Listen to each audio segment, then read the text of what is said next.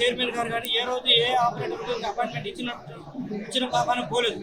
ఇంకా చెప్పాలంటే రోజు మొత్తం కాదు 2-3 రోజులు కూర్చున్నప్పుడు కూడా ఇచ్చేవాళ్ళు కాదు.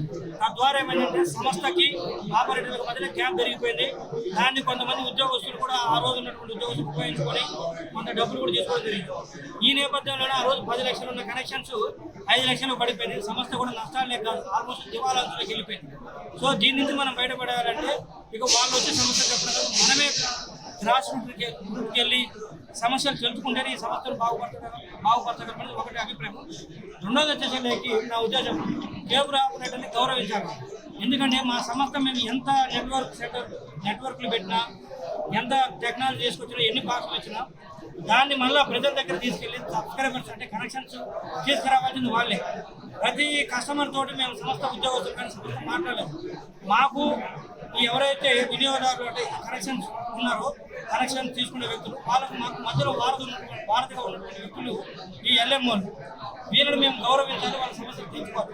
వాళ్ళని మా ఆఫీసు పిలిపించి నిరీక్షించేలా చేయడం కరెక్ట్ కాదన్న ఉద్దేశంతో నేను ఈరోజు జిల్లాలోకి రావడం జరుగుతుంది. నేను వచ్చిన దానికి నాకు అర్థమైంది ఇది కాదు, ఇంకా ఎక్కువ సమస్యలు ఉన్నవి, ఇంకా ఎక్కువ సార్లు రావాలి, తెలుసుకోవాలి. అదేవిధంగా వాళ్ళు మా హెడ్ ఆఫీస్కి వచ్చినప్పుడు కంపల్సరీ వాళ్ళతో మాట్లాడి పంపించాలి. అందులో భాగంగా నేను చెప్తున్నాను, చైర్మన్తో ఎవరికైనా సరే అపాయింట్మెంట్ అవసరం లేదు, డైరెక్ట్గా మీరు ఆఫీస్కి రావచ్చు. వచ్చినప్పుడు నేను ఏదన్నా మా ఉద్యోగస్తులతో మీటింగ్ బిజీగా ఉంటే 1 గంట 2 గంటలు డిలే అవుతుంది మాట్లాడే పంపిస్తాను. ఒకవేళ మా వాళ్ళు ఎవరైనా సరే లోపలికి రానికుండా చేసినట్లయితే ఉద్దేశపూర్వకంగా మన మీద ఏదైనా చూస్తారని 1 2 గంటలు 3 గంటలు చూసి డైరెక్ట్గా నా క్యాబిన్ నోట్ తీసుకుని రావచ్చు. ఏ కేబుల్ ఆపరేటర్ అది నేను వాళ్ళకి చెప్తున్నాను. ఇక దీంతో ఏమవుతుందో సమస్యలు అధిష్టానం అంటే మా ఎవరైతే ఎండీ కానీ నా చైర్మన్ నేను కానీ మా దృష్టికి వస్తే పరిష్కరించడానికి అవకాశం ఎక్కువ ఉంది. గత 5 ఏళ్లలో వాళ్ళ దృష్టికి వెళ్ళక వాళ్ళు తీసుకునే ఉద్దేశం లేక సమస్యలు ఈరోజు ఈ పరిస్థితి తీసుకొచ్చారు. యాక్చువల్గా 10 కనెక్షన్లు ఉండే కనెక్షన్లు 5 లక్షల కనెక్షన్ల వరకు రాష్ట్ర గవర్నమెంట్లో వెళ్ళిపోయినాయి అన్నారు. మళ్ళీ కనెక్షన్లు పెరిగేయడానికి మీరు చేసేది ఏదైనా ఉందా సార్? 5 నుంచి ఇప్పుడు 50 లక్షలు తీసుకెళ్లాలంటే ముఖ్య ఉద్దేశం.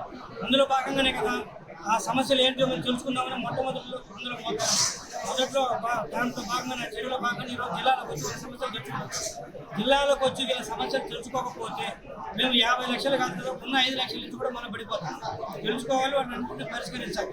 సో అందులో భాగంగా సమస్యలు తెలుసుకోవాలి, సమస్యలు పరిష్కరిస్తాం. కాబట్టి మేము అనుకున్న ఏదైతే టార్గెట్ ఉందో దాన్ని రీచ్ అవుతాం డెఫినెట్. సో దానికి కొంత సమస్యలు పరిష్కరించాలి, కొంత పెట్టుబడి కూడా అవసరం. ఈరోజు మేము 50 లక్షలు మార్చుకోవడానికి కనీసం మొదటి దశలో అయినా కనీసం ఒక 10 లక్షలు, నెక్స్ట్ దశలో 10 లక్షలు అంటే దశల వారీగా కూడా బాక్సులు కొనాలి. దాదాపు ఒక బాక్స్ వచ్చి 4,000 రూపాయలు దాకా అవుతుంది. దాదాపు 2,000 కోట్ల రూపాయలు ఇమీడియట్గా పెట్టుబడి అవసరం అవుతుంది. ఒక 50 లక్షల బాక్సులు కొనాలంటే మరి 2,000 కోట్లు ఆల్రెడీ మా సంవత్సరం మళ్ళీ కొత్తగా 2,000 కోట్లు డబ్బులు ఎక్కువ మళ్ళీ 2,000 కోట్లు చేసుకురావాలంటే చిన్న విషయం ఏం కాదు.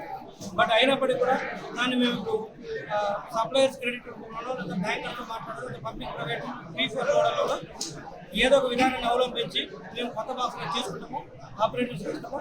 మేము అనుకున్న టార్గెట్ ఏదైతే 50 లక్షలు డెఫినెట్గా తెచ్చాము. ఇప్పుడు ఆల్రెడీ ఉన్న ఆపరేటర్లకి బాక్స్ రిపేర్ వస్తే సరైన సర్వీస్ సెంటర్ లేదు. ప్రైవేట్గా చేసిన వాళ్ళకి మినిమం 1000 రూపీస్ వరకు కూడా ఛార్జ్ చేస్తున్నారు. ఈ ఛార్జ్ కస్టమర్ ఇవ్వట్లేదు, ఆపరేటర్ పెట్టుకోవాల్సిన పరిస్థితులు ఉన్నారని చాలా మంది ఆపరేటర్లు వాపోతున్నారు. సో మీరు మీ సైడ్ నుంచి ఏమైనా సర్వీసింగ్ సెంటర్ పెడతారా? ఇది వాస్తవం, మేము చెప్పింది చాలా ఇబ్బంది పడుతుంది. దానికే నేను ఏంటంటే ఒక ప్రపోజల్ తీసుకొస్తున్నాను. తర్వాత మా టెక్నాలజీ వాళ్ళతో కూడా చర్చిస్తాను. ఏంటంటే జిల్లాకు 1-2 సర్వీస్ సెంటర్స్ పెట్టాలి. రిపేర్ అనేది ఉండదు.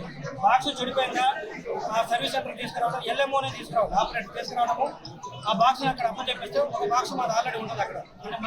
అంటే స్టాక్ మెయింటైన్ చేస్తాం. ఈ బాక్స్ ఇచ్చేస్తాం. సో రిపేర్ అనేది అరైజ్ కాదు. ముందైతే సమస్య రాగానే బాక్స్ ఇస్తాడు, బాక్స్ తీసుకెళ్తాం. తర్వాత మా సర్వీస్ సెంటర్లో ఉన్న ఉద్యోగి ఎవరైతే దాన్ని రిపేర్ చేస్తారా లేకపోతే అసలు పాడైపోతే కొత్త తీసుకుంటాం మేము చూసుకుంటాం. సో దానికి మినిమం ఛార్జెస్ లేకపోతే ఫ్రీ అనేది కూడా ఆలోచిస్తున్నాం. దాన్ని బట్టి ఒక ఛార్జెస్ పెట్టినా కూడా చాలా మినిమంలోనే ఉంటుంది. లేదంటే ఆ మినిమం ఆ సర్వీస్ సెంటర్ నడిచేంత వరకు తప్పితే పెద్దగా పనులు అయితే ఉండదు కస్టమర్ మీద కానీ కేబుల్ ఆపరేటర్స్. ఛార్జీలు ముందులాగా ఉంటాయి సార్, ఈసారి పెరుగుతాయా ఈ 5 పెరగడానికి అయితే అవకాశం ఉండదు. వీళ్ళంటే ఇందాక దాని మీద ఫీడ్బ్యాక్ తీసుకోవడం జరిగింది ఆపరేటర్స్ కూడా. ఎంత ప్రైస్ పెడితే బాగుంటుంది, అందులో ఏ సర్వీసెస్ ఇవ్వాలి, నెట్ స్పీడ్ ఎంత ఉండాలి, అదేవిధంగా హెచ్డి క్వాలిటీ ఉండాలంటున్నారు, తెలుగు ఛానల్స్ అన్నీ కావాలంటున్నారు. సో ఈ నేపథ్యంలో వాళ్ళ నుంచి అభిప్రాయం తీసుకోవడం జరిగింది. వీటన్నిటి కూడా మనం దీంట్లో చర్చించి ప్రైసెస్ ఫిక్స్ చేస్తాం. బట్ ఏదైనా ప్రైవేట్ ఆపరేటర్ దీటుగా అంటే తక్కువలోనే ఉన్నాయి, at the same time button కూడా ఎక్కువ ఉండదు. అదైతే నేను ఎక్స్పీరియన్స్ చేస్తాను. ఓకే సార్, లాస్ట్ గవర్నమెంట్లో 410 మంది ఎంప్లాయీస్ని మీరు రిమూవ్ చేశారని చెప్పేసి మీరు కామెంట్ చేశారు.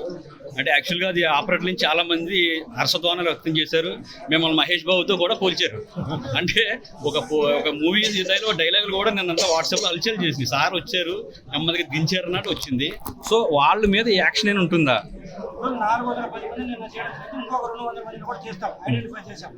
వాళ్ళ పైన యాక్షన్ అంటే వాళ్ళకంటే ముందు ఆ విధంగా తీసుకొచ్చినటువంటి ఎండి, గతంలో ఎండి కావచ్చు, అరుగుదల చైర్మన్ కావచ్చు, ముందు దాన్ని ఎంక్వైరీ చేస్తారు. ముందు మొట్టమొదటిగా ఉన్నది వీళ్ళందరినీ రిమూవ్ చేసేయడం జరిగింది.